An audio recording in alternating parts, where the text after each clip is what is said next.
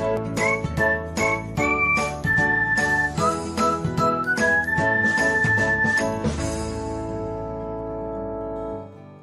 everyone, welcome back to another episode of Technologyglance.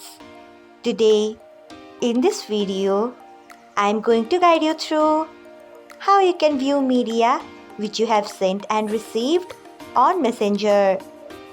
So, let's get started. Firstly, open Messenger app in a device.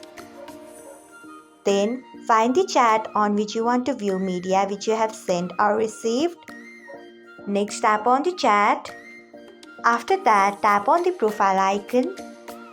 Next, you can see the option of view media, files and links. Tap on it.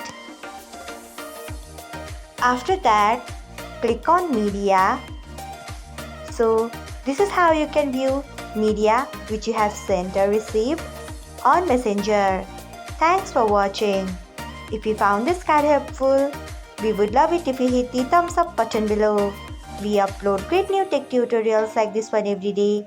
So do not forget to subscribe to our channel and hit the bell icon so that you'll never miss another update.